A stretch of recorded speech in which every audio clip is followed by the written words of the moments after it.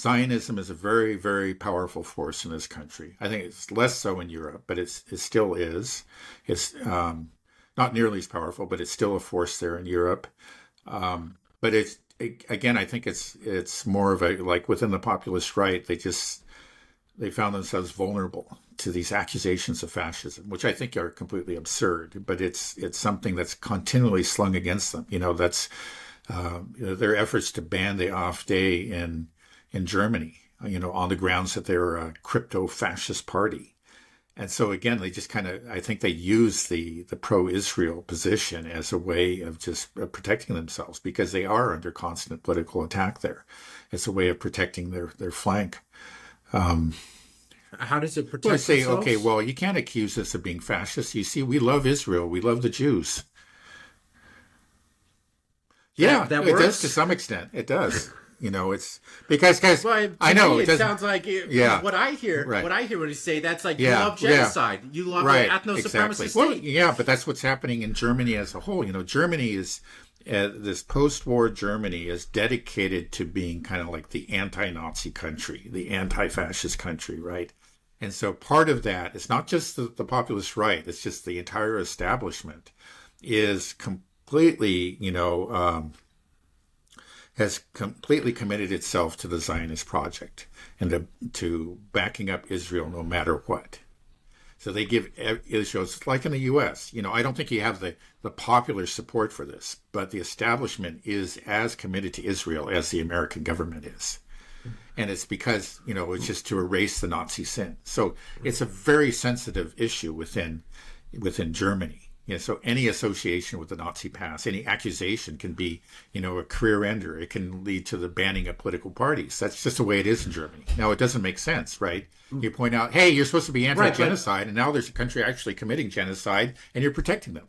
That's, of course, the reasonable response, and that's what, Sarah Wagenknecht and some others in Germany are pointing out.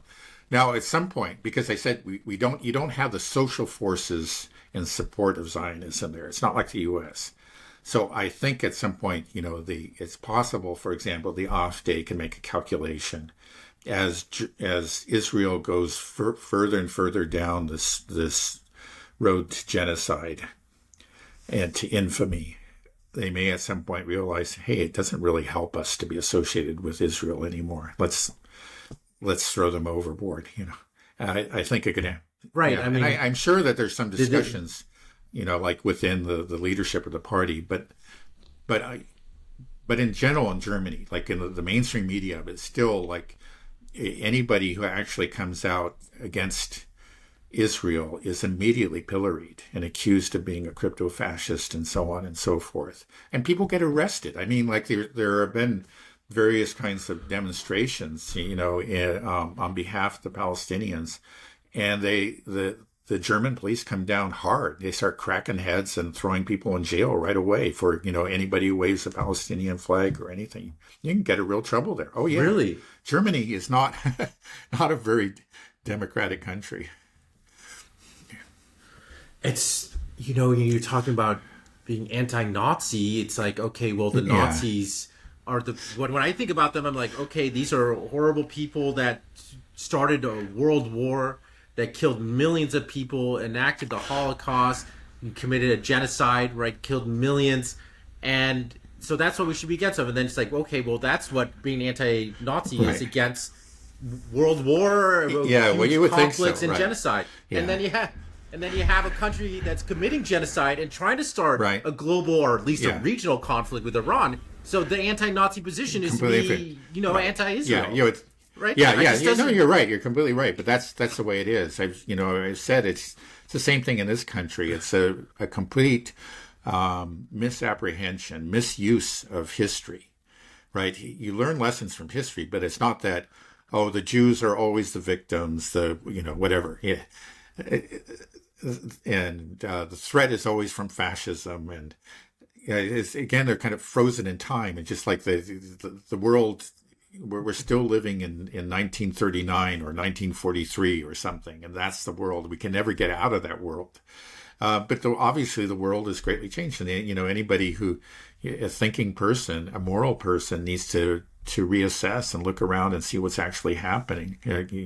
no, that's the only moral way to behave, but that's not how they behave. They've just like the Jews are the victims. So just like as we said in Amsterdam, there were those riots that were clearly instigated by the Israeli soccer fans, but it immediately was described as a pogrom, and everybody was all these European leaders were bemoaning the fact that now we have a pogrom right here on our territory. Isn't it horrible? The poor Jews, and because they're living in the past. They froze history back there in the 1940s, and then they refused to move forward and see anything that happened afterwards.